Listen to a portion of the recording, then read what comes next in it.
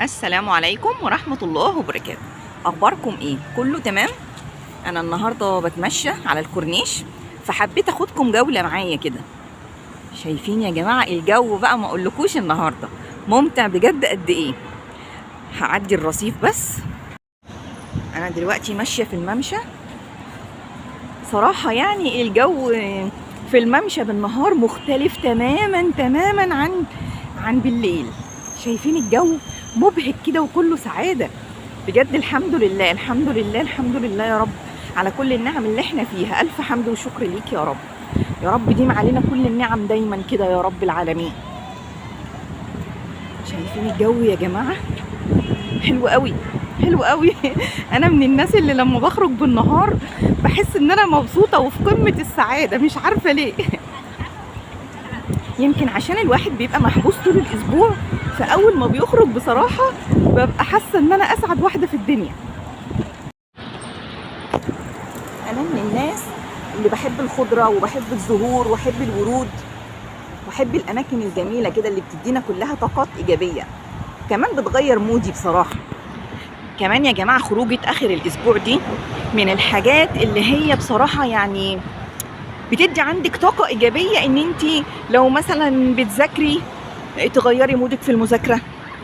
لو بتطبخي تطبخي وانتي حتى يعني مبسوطة ان في تجديد وفي تغيير وفي اماكن حلوة مثلا بتروحيها.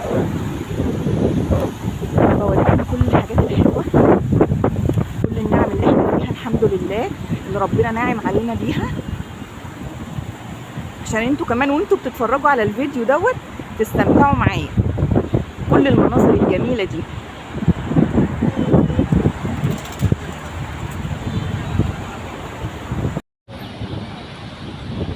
هنا لسه برضو مكان من الممشى، هنا في كافيهات كده على البحر.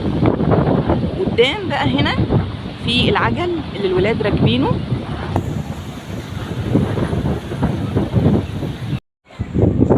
شايفين بصراحة المكان الجميل الروعة ده. بحر كده، البحر بصراحة بالنهار مختلف خالص خالص عن بالليل. يا سبحان الله.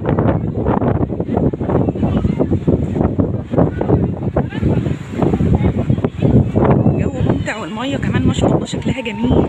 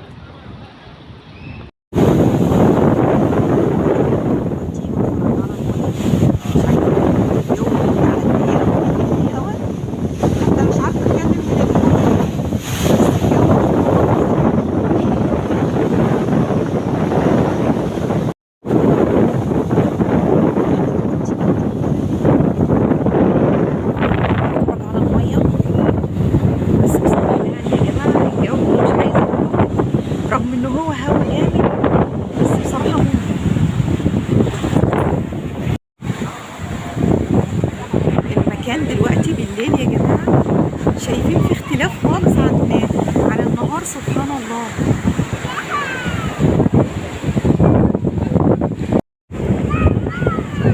شايفين المكان؟ سبحان الله كأنها لوحة مرسومة. حتى جو السما ما شاء الله صافية كده وجميلة. بجد أتمنى تكونوا استمتعتوا معايا الجولة الحلوة دي، وإن شاء الله نتقابل مع بعض تاني في جولات أكتر بكتير.